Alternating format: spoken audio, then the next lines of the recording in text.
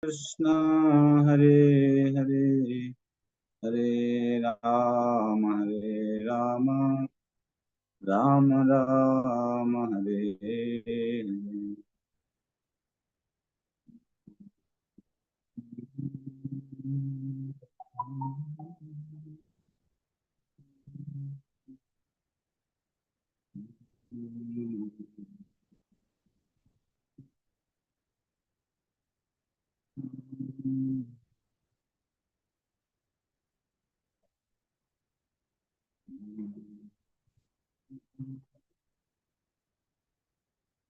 So we are in Adilila chapter 7 discussing the Chaitanya Mahaprabhu didn't want to hear from Mayavadi sannyasis about the Vedanta Bhashya. Prakashananda Saraswati, he had raised an objection to Chaitanya Mahaprabhu. Why you don't come and associate with us to read Vedanta Bhashya? So because these followers of Shankaracharya, they follow Shankaracharya's interpretation of Vedanta, which is an indirect interpretation. Therefore, Chaitanya Mahaprabhu did not go to hear from them.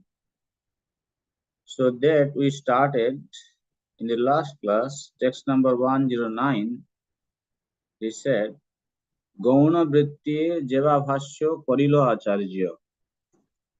Shankaracharya interpreted Vedanta Sutra in an indirect manner. He didn't take to the direct meaning. Tahara Sravananas hoy sarvakarya. Because Shankaracharya's interpretation is indirect, which does not foster the servant and servitor. The Sebhya and Sevaka Bhava is not accepted by Shankaracharya. Therefore, by reading his explanation, one cannot attain to the platform of devotional service. Therefore, it is said, Tahara Sravananas hoy sarvakarya. That means people who follow Shankaracharya's commentary, they will not become devotee of Lord Krishna. Therefore, in the next verse, he is speaking, Tahar nahi ko dosh Ishwar agnya paiya gaunartha karilo mukhya artha acha diya. So somebody can ask this question that Shankaracharya, who is an incarnation of God, why he explained indirectly? He is also the greatest of the Vaishnavanam Yatha Sangho. So why did he do that? Shankaracharya is not at fault, for it is under the order of the Supreme Personality of Godhead that he has covered the real purpose of the Vedas. So last time we had discussed, but just for recap, we can still remind you that a pada, which are combination of words, a pada can be explained in three ways. Or you can say the meaning of a pada can be derived in three ways. That is called mukhya vritti, means direct meaning, gauna vritti, indirect meaning, and lakshana vritti. This is also an interpretation which is an indirect meaning, but lakshana vritti is when there is interruption to derive direct meaning. Then obviousness of the meaning established in relation with the Bachya. What is Bachya? To be spoken about. That is called Lakshana Vritti. Means, we'll give this example. Last time also I gave the example. If we say Gangayam Ghoshapalli, that means we say when there is interruption to derive direct meaning. What is the direct meaning of this word? Gangayam means in Ganga, Ghosapalli. There is a village of the Ghoses in Ganga. So, if we take this direct meaning, this is not actually making any sense. We never see any village established in the middle of Ganga. So therefore, the obvious meaning is in relation to Ganga, that Ghosapalli, the village of the Ghoses are on the bank of Ganga, right? So this is called Lakshana Vritti. When there is interruption on direct meaning, because we cannot take this direct meaning of having a village of the ghost on the in the Ganga, this direct meaning is interrupted. Therefore, the obvious meaning established here is on the bank of Ganga. Ganga is the Bachya. So, the obviousness of the meaning established in relation to Bachya. That is called Lakshana Vritti. So, we also discussed about Srila Jiva Goswami. He has spoken about three types of Lakshana Vritti.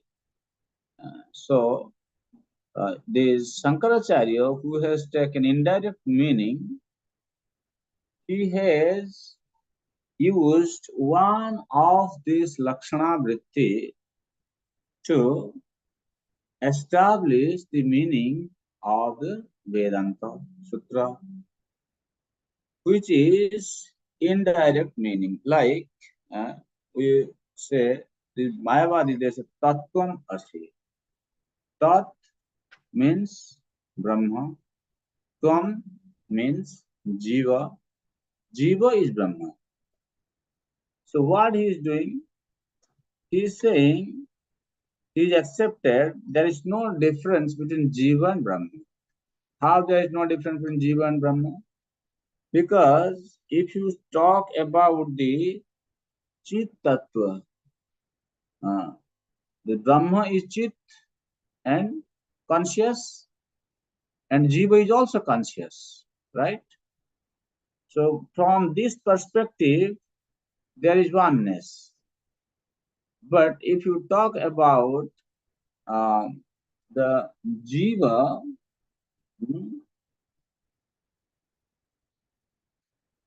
is conscious of his limited conscious. Like Jiva is conscious about his body, but Supreme is conscious about all bodies. There's a difference here. So, Chit Tattva, even though they are conscious, but Jiva is Alpagya and Brahma is Sarvagya. Is minutely conscious Jiva, but Supreme Lord is all pervading, conscious being. So, in that way, there is a difference. So, this Shankaracharya, he has taken this Gauna Vritti, in indirect meaning. So, therefore, anyone who hears that, he will not attain success. And but he doesn't have, he is not at fault. Shankaracharya is not at fault because he has done this under the order of the personality of Godhead. So Prabhupada, he gives the purport. The Vedic literature is to be considered a source of real knowledge. But if one does not take it as it is, one will be misled. For example, the Bhagavad Gita is an important Vedic literature that has been taught for many years. But because it was commented upon by unscrupulous rascals, people derived no benefit from it, and no one came to the conclusion of Krishna consciousness. Since the purpose of the Bhagavad Gita is now being presented as it is, however, within 4 or 5 short years, thousands of people all over the world have become Krishna conscious. That means, as Prabhupada is kind of giving a hint here, there are so many editions of Bhagavad Gita. Even after reading those commentaries, people were not able to become devotee of Lord Krishna. What is Krishna is saying in Bhagavad Gita? Vedescha sarvair aham eva vedya. This Vedic literature, after reading Vedic literature, if one is not able to connect himself with Krishna, then that kind of study of the Veda or Vedic literature is useless. So after Prabhupada came up with this Bhagavad Gita as it is, purport, so many people throughout the world, they accepted Krishna as the Supreme Personality of Godhead and they became devotee of the Lord. So that is what we need to understand, that by directly talking about the meaning of Bhagavad Gita, it helped many people to connect with Krishna. That is the difference between direct and indirect explanation of the Vedic literature. Prabhupada has given direct explanation. Just like here, we will see afterwards, starting with text number 11, Sri Chaitanya Mahaprabhu will give the direct explanation, whereas Shankaracharya has given indirect explanation of Brahma. So because Prabhupada gave direct explanation of Bhagavad Gita, so many people became Krishna conscious. Therefore, Sri Chaitanya Mahaprabhu said, Mukhya Vritye Sei Artha Parama Mahatva.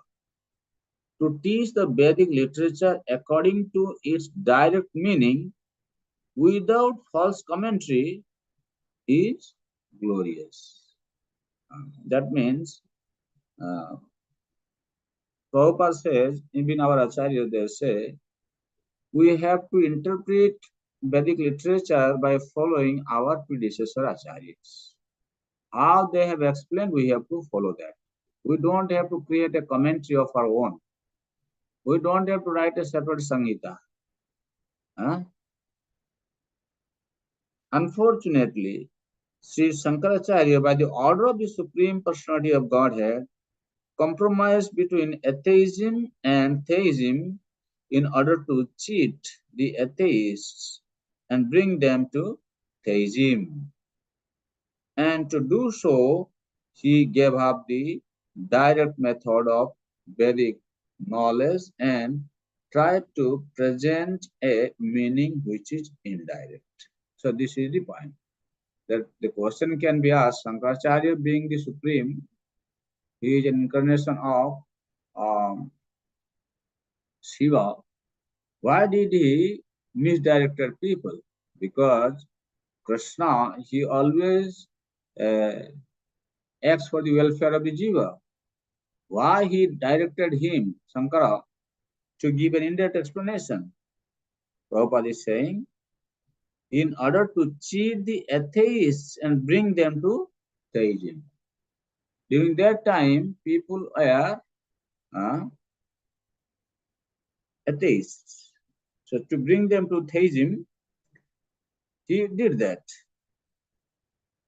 It is with this purpose that he wrote his Sankara Bhashya commentary on the Vedanta Sutra. Okay?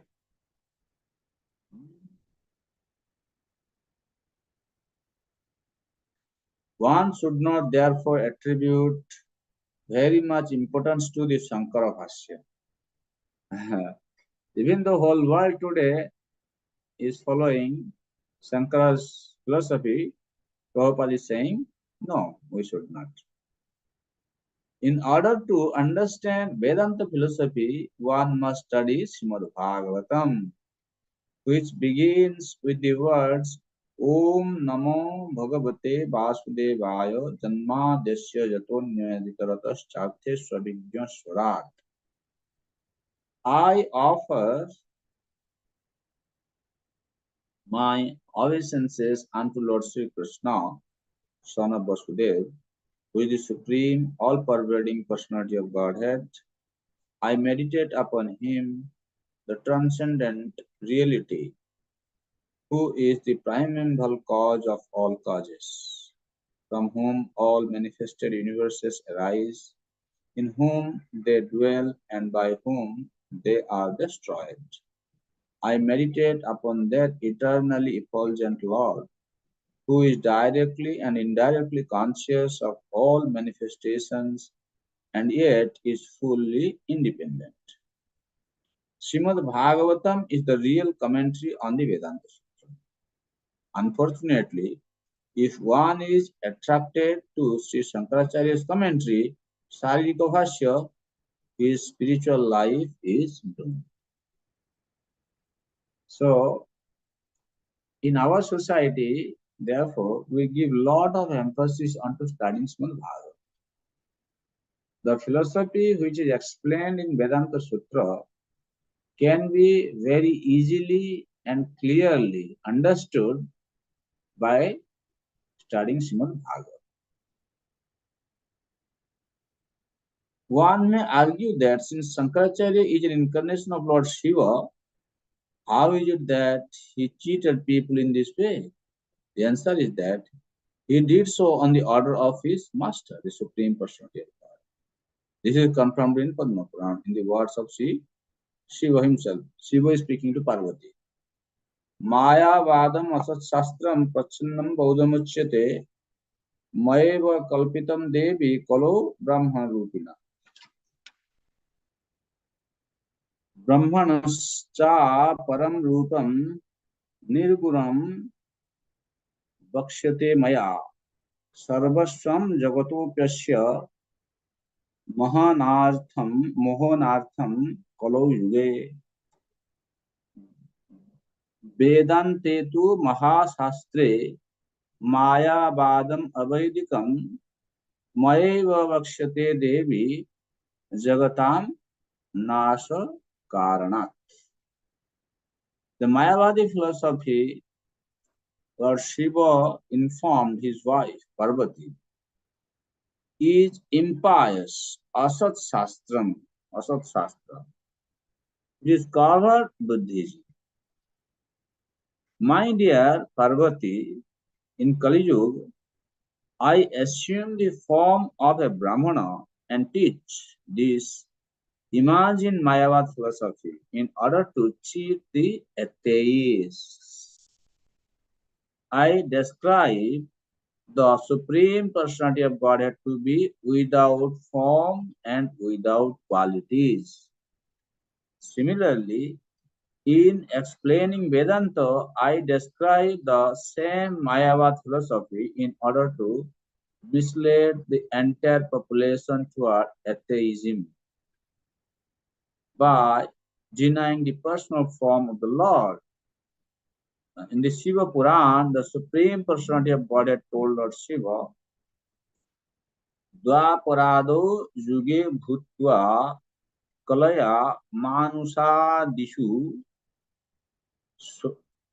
swagamahi kalpitaistatvam cha janan mad vimukhan kuru. In Kali Yuga, misled the people in general by propounding imaginary meanings for the Vedas to bewilder them. These are the description of the Puranas. The Lord instructed Shiva to give an imaginary meaning for the Vedas to bewilder people. Srila Bhakti Siddhanta Saraswati Thakur comments that Mukhya Vritti, direct meaning, is Abhidha Vritti, or the meaning that one can understand immediately from the statement of dictionaries. Whereas Gauna Vritti, the indirect meaning, is a meaning that one imagines without consulting with dictionary. For example, one politician has said that Kurukshetra refers to the body, but in the dictionary there is no such definition. Therefore, this imaginary meaning is Gauna Vritti, whereas the direct meaning found in the dictionary is Mukhya Vritti or Abhidha Vritti. This is the distinction between the two. Sri Chaitanya Mahaprabhu recommends that one understand the Vedic literature in terms of Abhidha Vritti, and the Gauna Vritti he rejects. Sometimes, however, as a matter of necessity, the Vedic literature is described in terms of Lakshana Vritti or Gauna Vritti. But one should not accept such explanation as permanent truth. Okay? So, then further, Prabhupada describes the purpose of the discussion of the Upanishads and Vedanta Sutra is to philosophically establish the personal feature of the Absolute Truth. See, this is very important point. People who take shelter of this Gauna Vritti or Lakshana Vritti by their interpretation, if they have failed to establish the personal feature of the Supreme, if they have failed to connect the people with devotional service, then that kind of Gauna Vritti or Lakshana Vritti is actually useless. But if that kind of explanation is helping one to get connected with the Supreme, then that can be accepted. The impersonalists, however, in order to establish their philosophy, accept these discussions in terms of Lakshana Vritti or indirect meanings. Thus, instead of being Tattvavada or in search of the absolute truth, they become Mayavad or illusion by the material energy. When Sri Vishnu Swami, one of the four acharyas of the Vaishnava cult, presented his thesis on the subject matter of Shuddhadvaitavada, immediately the Mayavadi took advantage of this philosophy and tried to establish their Advaitavada or Kevaladvaitavada. To defeat this Kevaladvaitavada, Sri Ramanujacharya presented his philosophy as Vishishtadvaitavada, and Sri Madhvacharya presented his philosophy as Tattvavada, both of which are stumbling blocks on the Mayavadis because they defeat their philosophy in scrupulous detail. Students of Vedic philosophy know very well how strongly Sri Ramanujacharya's Vishishtadvaita Vada and Sri Madhvacharya's Tattvavada contest the impersonal Mayavad philosophy. Chaitanya Mahaprabhu, however, accepted the direct meaning of the Vedanta philosophy and thus defeated the Mayavad philosophy immediately. So that we're going to discuss from the next verse onwards how Chaitanya Mahaprabhu, by explaining the direct meaning, by taking the direct meaning, was able to defeat Shankaracharya's philosophy. He opined in this connection that anyone who follows the principles of the Shankara Bhashya is doomed. This is confirmed in the Padma Purana, where Lord Shiva tells Parvati, Shnu Devi Pravakshyami Tamasani Yatha Kramam Jesam Sravanamatrena Patityam Jnaninam Api. When the Jnani, they also fall down. Apartham Shruti Vakyanam Darshayan Lok हितम कर्म स्वरूप त्याज्यत्वम अत्र च प्रतिपादयते सर्वकर्म परिभ्रंशान् नैष्कर्म्यं तत्र चोच्यते परात्म जीवयोर ऐक्यम मयात्र प्रतिपाद्यते. My dear wife, here my explanations of how I have spread ignorance through Mayavad philosophy. Simply by hearing it, even an advanced scholar will fall down. In this philosophy, which is certainly very inauspicious for people in general, I have misrepresented the real meaning of the Vedas and recommended that one give up all activities in order to achieve freedom from karma. In this Mayavad philosophy, I have described the Jivatma and Paramatma to be one and the same. How the Mayavad philosophy was condemned by Sri Chaitanya Mahaprabhu and his followers is described in Sri Chaitanya Caritamrta Antya-lila, second chapter, verse 94 to 99, where Swarupa Damodar Goswami says that anyone who is eager to understand the Mayavad philosophy must be considered insane. This especially applies to a Vaishnava who reads this Shankara Bhashya and considers himself to be one with God. The Mayavadi philosophers have presented their arguments in such attractive, flowery language that hearing Mayavad philosophy may sometimes change the mind of even Mahabhagavata or very advanced devotee. An actual Vaishnava cannot tolerate the philosophy that claims God and living entity be one and the same. So that's why it is advised here, even the Vaishnava that don't read Sankara philosophy, because very dangerous.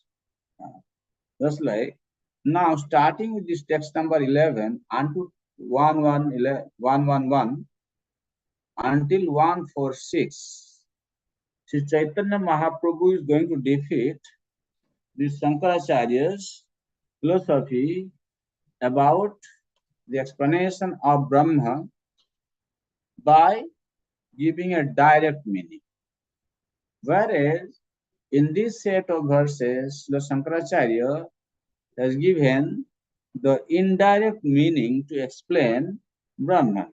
Means he says Brahman is formless, nirvishesh, he doesn't have any potency, he doesn't have any opulence, and he doesn't have dham, he doesn't have his pastimes.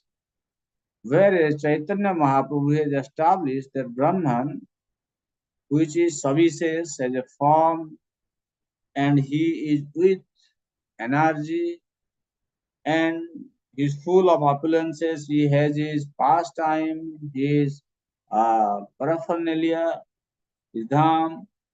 So these are explained by Sri Chaitanya Mahaprabhu by taking the direct meaning about Brahma. So in text number 111, he says, ब्रह्म शब्दे मुख्य अर्थे कहे भगवान चिद ऐश्वर्य परिपूर्ण अनूर्ध्व समान. According to direct understanding, the absolute truth, which is called Brahma, is the supreme personality of Godhead, who has all spiritual opulences. Chid Aishwarya Paripur. Shankaracharya does not accept this, but Chaitanya Mahaprabhu accepts. Chid Aishwarya Paripurna Anurdhva Sama. No one can be equal to or better than him. न tat samastabhyadikascha drishyate. Upanishad says. Upanishad is directly saying that nobody can be equal to or greater than him, but Shankaracharya does not accept this. Huh? So, therefore, Mahaprabhu is taking the direct meaning of the word Brahma. Brahma sabde mukhya arthe kahe Bhagavan. And to explain that, Srila Prabhupada has quoted the verse from the first canto, chapter 2, text number 11. Vadanti tat tattvavidas tattvam jas jnanamodyam brahmeti paramatmeti Bhagavan. How this Brahma word is directly referring to Bhagavan. Bhagavan is understood in three different features. That's why he said, learned transcendentalists who know the absolute truth call this non-dual substance Brahman, Paramatma, or Bhagavan. And then further he explained that this absolute truth is ultimately understood as Bhagavan. That is the complete understanding about Brahman. Partial understanding is Paramatma and vaguely understanding is the impersonal Brahman. That means those who have understanding of Brahman about the Chit aspect, that is called Brahma, impersonal Brahman understanding, Chit, Sat and Chit, these two called Paramatma understanding, and Satchit Ananda is Bhagavan understanding. Bhagavan or Supreme Personality of Godhead is opulent in all excellence. No one can be equal to or greater than him. This is also confirmed in the Bhagavad Gita, where the Lord says, Matta parataram nanyat kinchidasti dhananya. O conqueror of wealth, Arjuna, there is no truth superior to me. There are many other verses which prove that the absolute truth in the ultimate sense is understood to be the Supreme Personality of Godhead, Krishna. So whereas Shankaracharya does not accept uh, the opulence, spiritual opulence of the Supreme Lord, but Mahaprabhu he accepts this. Then in the next verse he says, Taharo vibhuti deho savo chidakar chid vibhuti achaditare kahe nirakar. Tahara vibhuti deho savo chidakar. Everything about the Supreme Personality of Godhead is spiritual, including his body, opulence, and paraphernalia. Mayavad philosophy, however, covering his spiritual opulence, advocates the theory of impersonalism. You see, in Brahma Samhita, also it is said, Jasya Prabha Prabhavato Jagadanda Koti Koti Swashesha Vasudhadi Vibhuti Bhinnam Tad Brahma Niskamanantam Asheshatva. This Krishna, uh, the effulgence of Krishna transcendental body, known as Brahma Jyoti, which is unlimited, is all pervasive, is the cause of the creation of unlimited number of planets. You see here, he is a person and he can create unlimited number of planets. So Shankaracharya does not accept it. But how? Chid Vibhuti. This is his Chid Vibhuti.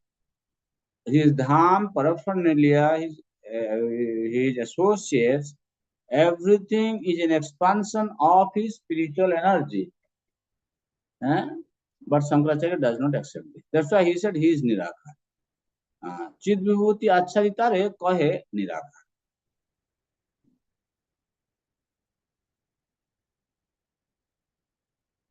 Purport. It is stated in the Brahma Samhita, Ishvara Parama Krishna Sachidananda Vigraha. The Supreme Personality of Godhead Krishna has a spiritual body which is full of knowledge, eternity, and bliss. In this spiritual world, everyone's body is just the opposite, temporary, full of ignorance and full of misery.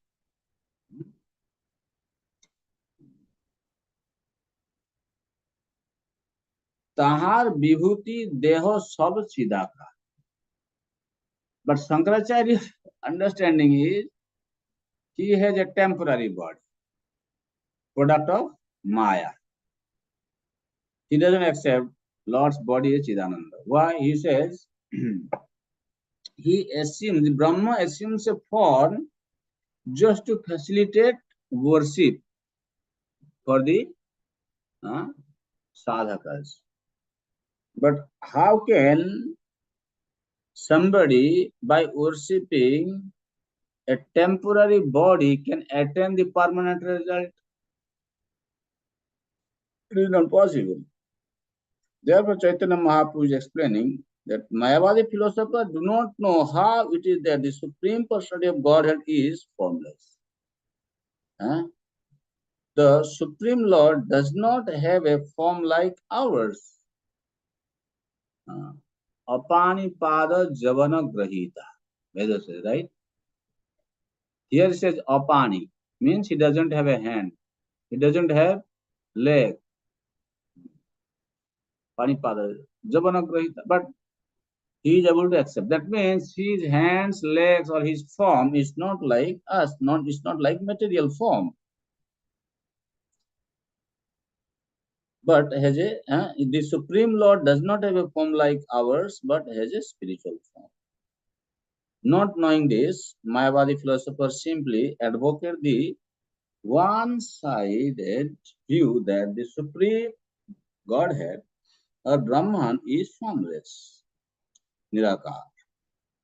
In this connection, Srila Bhaktivinoda Thakur offers many quotes from the Vedic literature. If one accepts the real or direct meaning of these Vedic statements, one can understand that the Supreme Personality of Godhead has a spiritual body, Sachidananda Vigraha. In the Brihad Aranyaka Upanishad 5.1, it is said, Purnam Adaha Purnam Idam Purnat Purnam Udachyate. This indicates that the body of the Supreme Personality of Godhead is spiritual. For even though he expands in many ways, he remains the same. In the Bhagavad Gita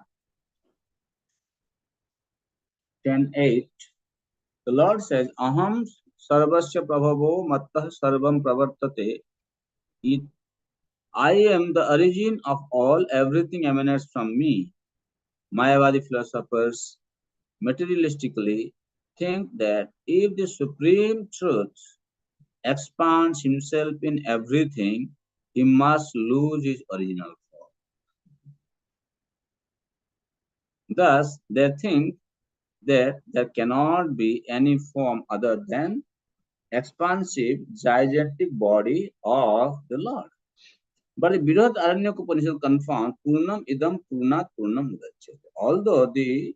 Although he expands in many ways, he keeps his original personality. His original spiritual body remains as it is. Similarly, elsewhere it is said, Vichitra Shakti Purusha Purana. The Supreme Personality of Godhead, the original person, Purusha, has multifarious energies. And the Shweta Swatar Upanishad declares, So Vriksha Kala Kritivihi Paronya Yasmat Prapanchaha Parivartate Ayam Dharmavaham Papa Nudam Bhagesam. He is the origin of material creation, and it is due to him only that everything changes. He is the protector of religion and annihilator of all sinful activities. He is the master of all opulences. Vedaham etam purusham mahantam aditya varnam tamasah parastat. Now I understand the Supreme Personality of Godhead to be the greatest of the great. He is effulgent like the sun and is beyond this material world. Patim Patinam Paramam Parastat. He is the master of all masters, the superior of all superiors. Mahan Prabhur Vai Purushaha. He is the supreme master and supreme person. Shvetashvatar Upanishad. Parasya Shaktir Vividhaiva Suyate. When can we can understand his opulences in different ways. Similarly, in the Rig Veda, it is stated, Tad Vishnu Paramam Padam Sada Pashyanti Surya. Vishnu is the supreme, and those who are actually learned think only of his lotus feet. In the Prashna Upanishad, it is said, So Aiksham Chakre. He glanced over the material creation. In the Aitari Upanishad, it is said, So Aikshata. He glanced over the material creation and saw Iman Lokan Asrijata. He created this entire material world. Thus, many verses can be quoted from the Upanishads and Vedas, which prove that the Supreme Godhead is not impersonal. See, all these quotes Prabhupada is giving just to establish that Supreme Lord is a person. Uh, Shankaracharya, he accepts he is formless. But there are so many statements in the Shruti, Upanishads, which confirms about the personality feature of the Supreme Lord. Like Parasya Shakti Vidaiva Suyate. So, how do you call Jnana Kriya? Kriya. How can there be activity if he is impersonal? No, activity is only possible by a person. Hmm? In the Katha Upanishad, it is also said, Nitya Nityanam Chetanas Chetananam Ekabhavanam Devitatikam. These are all establishing Supreme Brahman being person. He is a supreme, eternally conscious person who maintains all other living entities. From all these Vedic references, one can understand that the absolute truth is a person and that no one can equal or excel him. Although there are many foolish Mayavadi philosophers who think that they are even greater than Krishna. Krishna is asamardhva. No one is equal to or above him. As stated in the Shetashvatara Upanishad, Apani Pada Javana Grahita. This verse describes the absolute truth as having no legs, no hands. Although this is an impersonal description, it does not mean that the absolute personality of God has no form. He has a spiritual form that is distinct from the forms of matter. In this verse, Chaitanya Mahaprabhu clarifies this distinction. That means Mahaprabhu is taking the direct meaning, Shankaracharya is taking indirect meaning. We are not discussing about Shankara philosophy here. Prabhupada is just establishing the direct meaning. If you want to know more detail, then you have to read Shankara Bhashya, which is not necessary for us. Anyway, this is a very high philosophical subject. Chidananda Tehotar Sthana Parivar Tare Kahe Prakrita Sattver Vikar. The Supreme Personality of Godhead is full of spiritual potencies. Shankaracharya doesn't accept this, that he has potencies. Shaktihin. Brahma is impersonal, means there is no Shakti in him. But here Mahaprabhu saying तेहो तार स्थान परिवार चिदानंद. He is full of spiritual potencies. Therefore, his body, name, fame, and entourage are all spiritual. They are not of material product.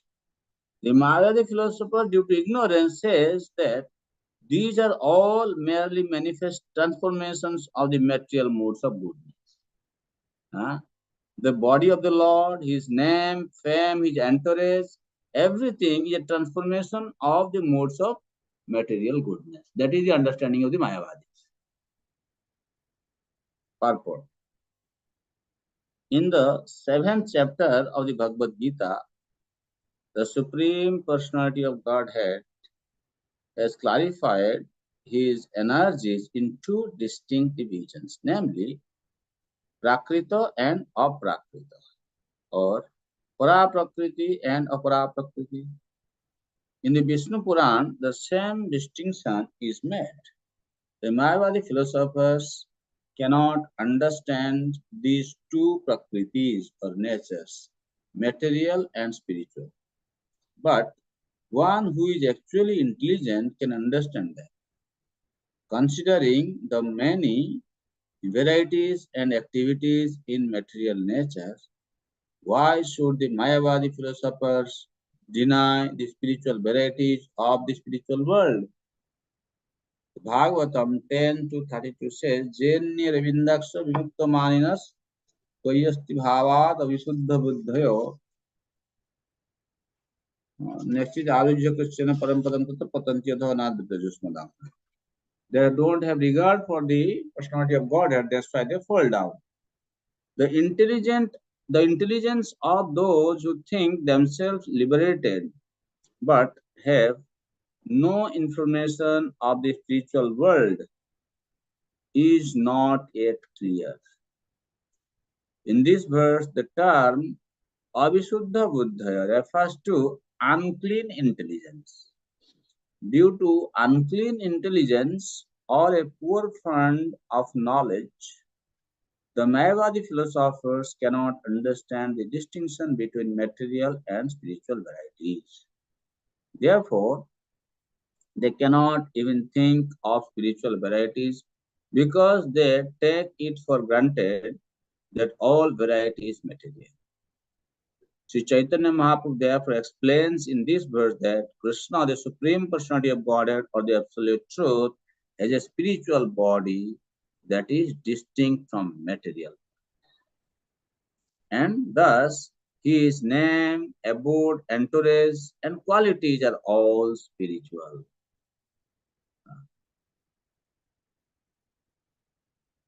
The material mood of goodness has nothing to do with spiritual varieties.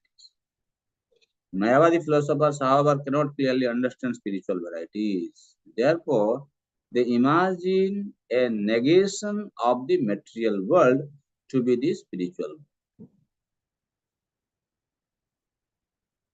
The material qualities of goodness, passion, and ignorance cannot act in the spiritual world, which is therefore called nirguna, as clearly indicated in the Bhagavad Gita. Traigunya Vishayaveda Nishtraigunya Bhavarti. Material world is a manifestation of the three modes of material nature, but one has to become free from these moods to come to the spiritual world where their influence is completely absent. Now, Lord Sri Chaitanya Mahaprabhu will disassociate Lord Shiva from Mayavad philosophy in the following verse. तार दोष नहीं ते हों आज्ञा करिदास are जय सुने तार होय सर्वनाश. So Shankaracharya is actually, he doesn't have any fault. He is not at fault. Shankaracharya, who is an incarnation of the Lord Shiva, is faultless because he is a servant carrying out the order of the Lord. But those who follow his Mayavadi philosophy are doomed. They will lose all their advancement in spiritual knowledge. Purport. Mayavadi philosophers are very proud of exhibiting their Vedanta knowledge through grammatical jugglery. But in the Bhagavad Gita, Lord Sri Krishna certifies that they are Mayoyapo Hidajnana, bereft of real knowledge due to Maya.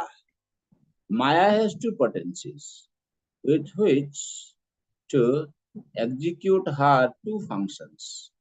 The Prakshipatmika Shakti, the power to throw the living entity into the ocean of material existence, and the Avarnatmika Shakti, the power to cover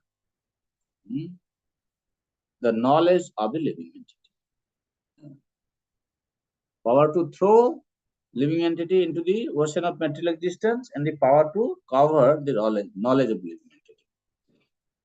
The function of the Avarnatmika Shakti is explained in the Bhagavad Gita by the word Mayavapa Jnana. Why the Devi Maya or illusory energy of Krishna takes away the knowledge of the Mayavadi philosophers is also explained in the Bhagavad Gita by the use of the word Asuram Bhavamasritaha, which refers to a person who does not agree to the existence of the Lord.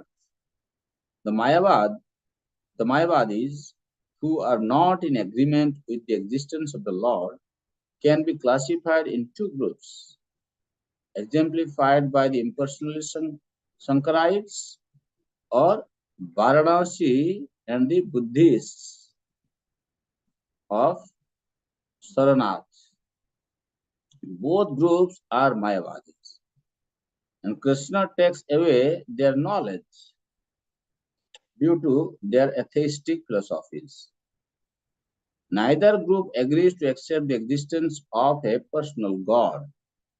The Buddhist philosophers clearly deny both the soul and God, and although the Shankarites do not openly deny God, they say that the absolute truth, the absolute is Nirakar or formless.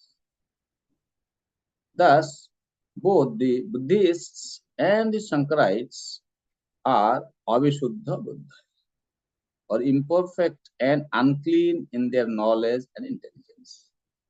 The most prominent Mayavadi scholars, Sadananda Yogindra, has written a book called Vedanta Sar, in which he expounds the philosophy of Shankaracharya, and all the followers of Shankara's philosophy attribute great importance to his statements.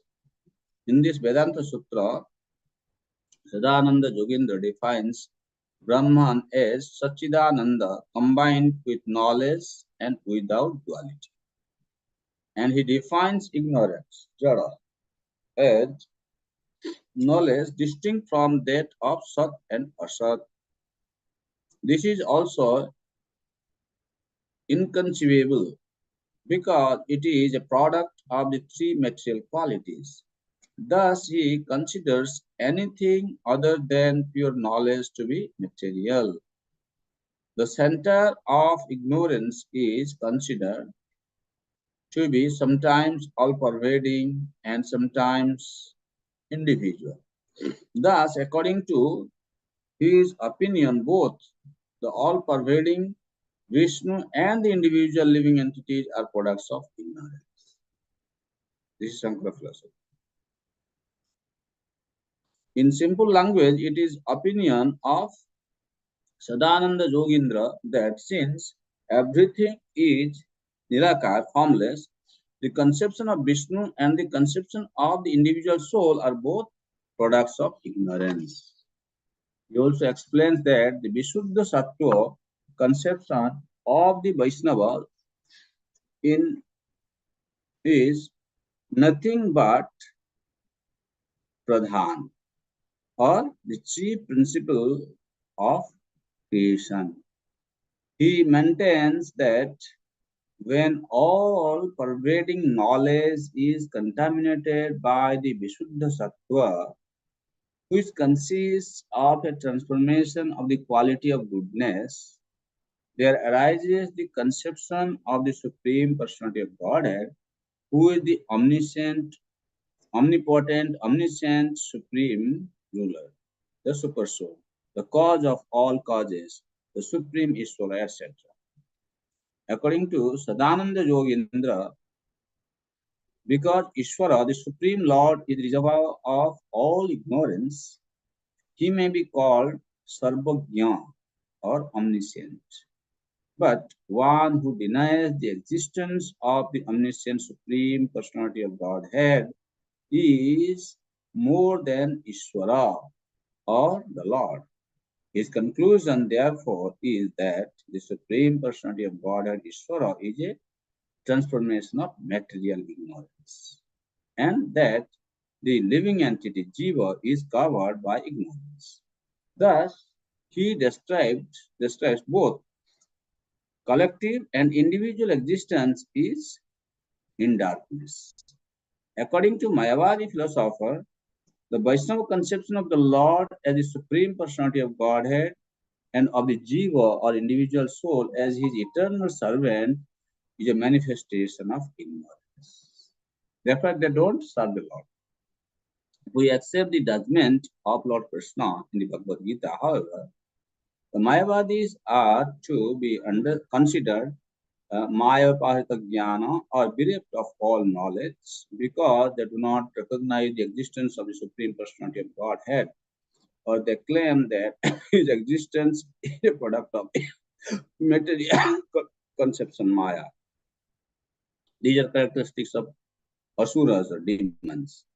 Lord Sri Chaitanya Mahaprabhu in his discourses with Sarvabhauma Bhattacharya said, জীবের নিস্তার লাগি নন্দ সূত্র জীবের নিস্তার লাগি সূত্র কইল ব্যাস মায়াবাদী ভাষ্য শুনিলে হয় সর্বনাশ. Vyasadeva composed the Vedanta Sutra to deliver the conditioned souls from this material world, but Shankaracharya, by presenting the Vedanta Sutra in his own way, has clearly done a great disservice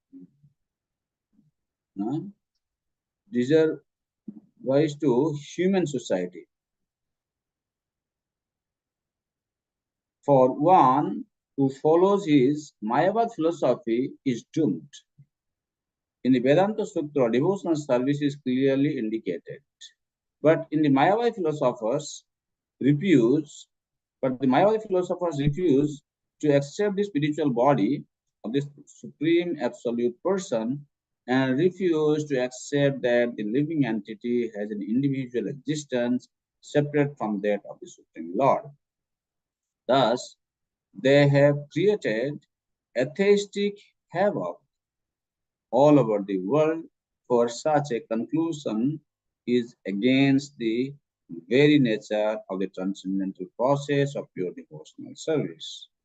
The Mayavadi philosophers' unrealizable ambition to become one with the Supreme through denying the existence of the personality of Godhead results in a most calamitous misrepresentation of spiritual knowledge. And one who follows this philosophy is doomed to remain perpetually in this material world. Therefore, the Mayavadis are called Avisuddha Buddhaya or unclean in knowledge. Because they are unclean in knowledge, all their austerities and penances end in frustration. Thus, although they may be honored at first as very learned scholars, ultimately they descend to physical activities of politics, social work, etc. Instead of becoming one with the Supreme Lord, they again become one with these material activities. This is explained in Srimad Bhagavatam 10-32. Arjya Krishna Param Padam Tatam Patantyatana. In actuality, the Mayavadi philosophers very strictly follow the austerities and penances of spiritual life, and in this way are elevated to the impersonal Brahman platform. But due to their negligence of the lotus feet of the Lord, they again fall down to material existence. Anyway, this is again just one verse remaining, 115. Then Chaitanya Mahaprabhu will conclude the explanation of the direct meaning of the word Brahman. Any question or comment?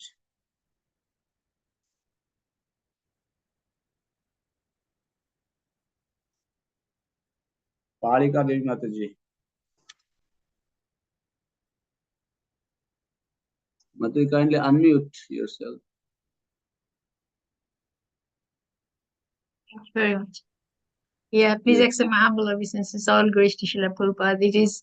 I found these chapters is so beneficial for my understanding because I was so ignorant about all these. You have explained it so nicely. It really, uh, it will help my consciousness really. I mean, only thing I have the question is, um, Shankaracharya is a Acharya, as I mentioned last time, but I know he wanted to bring the atheism, not to the atheist to theist. Mm. He had to do it this way.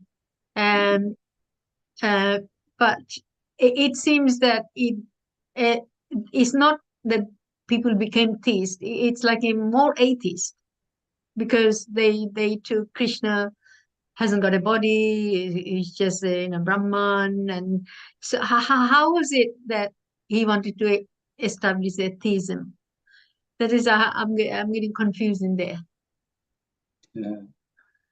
Actually, see, that means when people, they, those who are actually, you can say, the demons, they will remain away from coming near the God, Krishna, because Krishna is not going to give love to those who are offenders.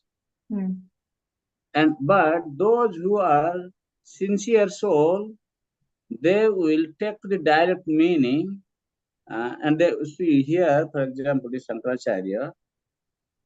What is this Gaunartha? Gaunartha means he takes one meaning and explain it in a covered manner. So those who are devotees, they will understand the Lord and they will gradually come near Him. But those who are kind of, uh, demoniac people, they will not get the shelter of the Supreme Lord. This is a very, very covered way. He is trying to teach people to take shelter of the Supreme Lord. And those who are actually demons, they will not come. Demons will definitely not come. If it was, I mean, it's my ignorance. I'm asking the question. If it was explained directly, isn't that would be beneficial for the demon also? Because you see, Shankaracharya explained the philosophy after Buddha. Huh. Huh. Buddha, he denied the Veda. Yeah. Right? And how can he directly explain everything by explaining Veda? So to some extent, the negation has to be there. Because Buddha had totally negated the Veda. He established there is no God. He said there is God, but he is formless. So at least he is trying to bring people near the God. Try to understand. Buddha said there is no God, but he said there is God, but he is formless. The Buddha also had, because people started killing the animals, so that's when Buddha had Yes. checked. So there's no Vedas, because they were referring to Veda, that in the Veda there is animal killing because to liberate the souls, the souls from the animal body to you know to have spiritual knowledge. So that's why, but the people didn't understand. So that's why Buddha had to say reject the Vedas and to bring. So they became atheists in a way. So then Shankaracharya had to reestablish the Vedas, Vedas, Vedic knowledge. And so that's the way I think it was kind of a step by step. Whoever Yes. was intelligent would take the positive side of it than to Mm. negative. But who are not intelligent, they will just carry on what they thought. This is kind of my understanding. I don't know whether it is right or wrong. Yeah, yeah. Step by step, he's gradually qualifying the people. Yeah. Okay. Thank you so much. Yeah, I really found this is fascinating lecture. I think this is really has helped me so much. Thank you so much. Thank you. Prabhu. Silas Prabhu, Hare Krishna. Hare Krishna, Prabhu. Thank you for a wonderful class. So, Prabhu, I have a few questions, if I can ask. Firstly,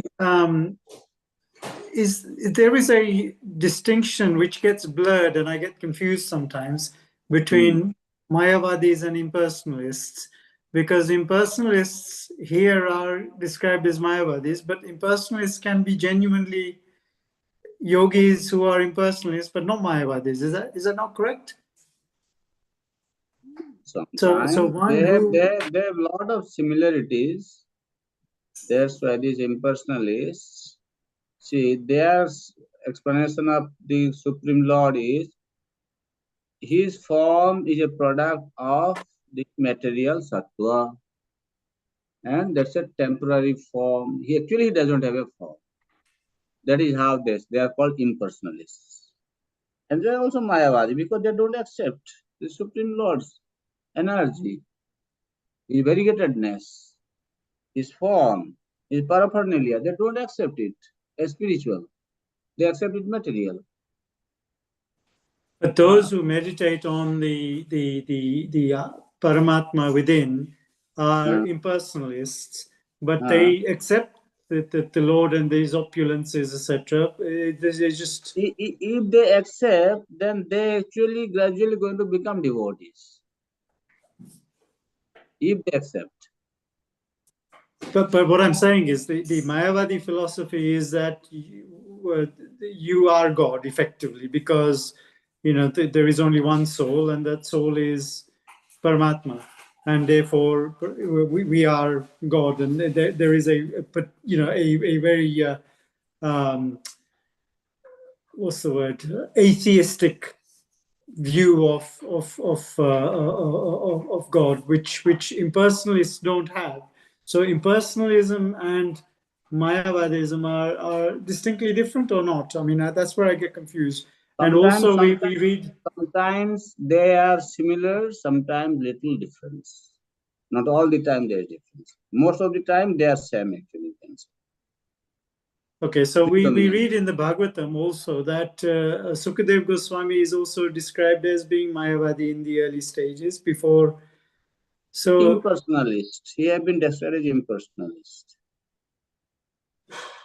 Brahmavadi, you can say. His yeah. status is little different.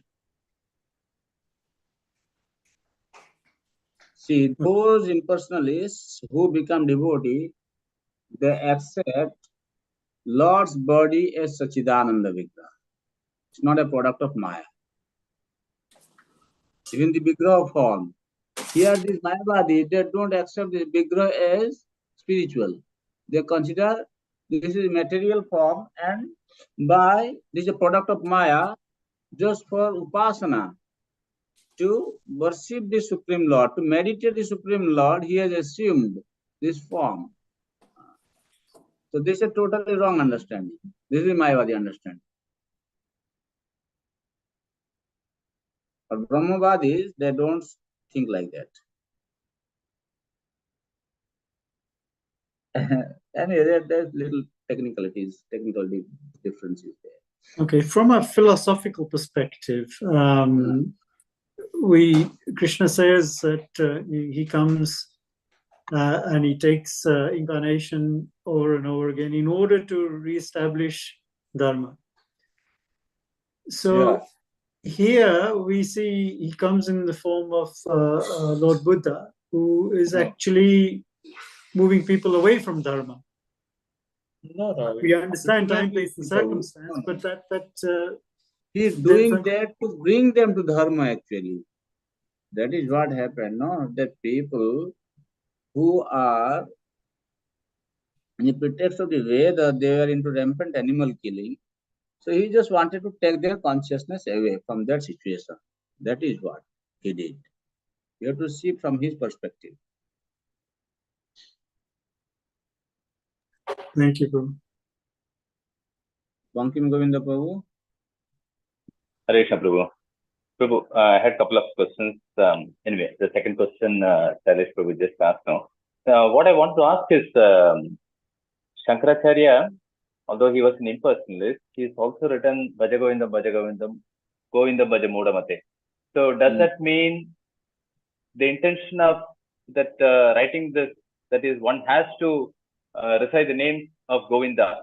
So he is meaning it as an impersonal form? His meaning? He is meaning here Govinda as a formless. Our Vaishnava, they explain that he knew, but sometimes he was speaking about the personal feature of the Supreme Lord. How can we say Govinda is impersonal? No, I'm asking if Shankaracharya has written in that mode, because Shankaracharya, although he is propagating that yes, Lord is there, but formless. So has he written the song with an understanding that yes, Govindam is there, but without a form? I have to read that. No, I don't want to comment anything on that. Okay. I haven't read Fine. it. His commentary is it. Fine, Prabhu. Okay. Thank you, Prabhu. Okay. Palika Mataji? Yeah, sorry to interrupt you again. I just want to know that, when the Mayavadis say everybody is a Narayan, so they said, like Srila Prabhupada says, Kutta Narayan and he's Narayan. So they think we are all God. The Mayavadi think we are all God. Yes. Yes, so we are not all God. We are God's servant. Yes, we are God's servant. Thank you. Okay, thank you very much. Hare Krishna, Hare Krishna, Krishna Krishna. Prabhu, I have one question. Yeah. I'm sorry, I'm not raising the hand. I don't know. Prabhu, this Maya has two Shakti, Avaratmika and Praksak Magni. Yes.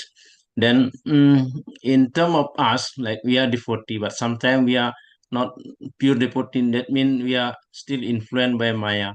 Which one we still cover by both Maya, or maybe these Sometimes two? both, sometimes one. Sometimes both, sometimes one. Oh, yes.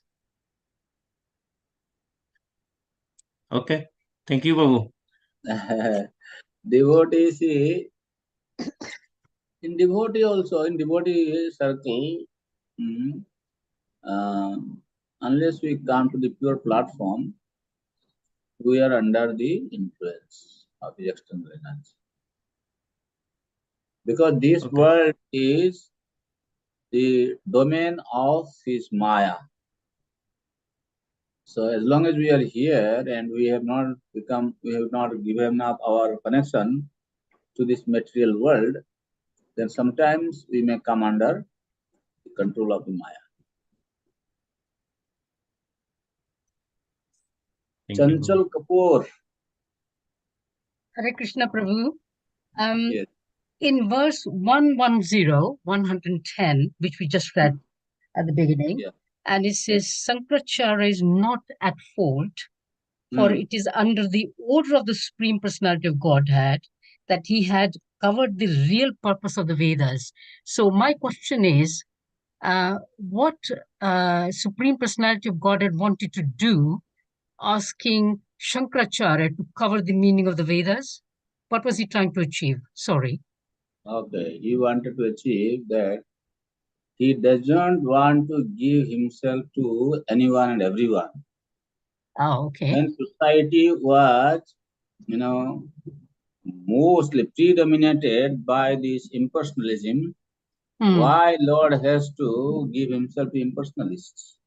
He will not give prema to these people, they are offenders. Yes. So he will give to the chosen people. Oh, wow. Thank you. Yeah. So he Yes. did not want anybody to have him, you Of know, course. much. Of course. Of course, he's a special person. Of course. Thank you Like, so much. Because, let me tell you, yes. let me tell you, if you have, good amount of wealth, are you going to give it to just anyone and everyone you meet?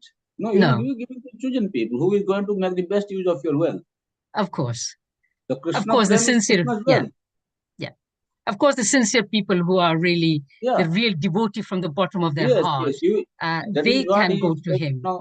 that is why he told him that these are unwanted people, just confuse them. I don't want to give them to them. Thank you. Thank you so much. Thank you for clarifying this because that was just bothering me too much. Thank you, Prabhu. Thank you for your lovely lesson. Thoroughly enjoyed that. Thank you. Thank Hare you. Krishna. Hare Krishna.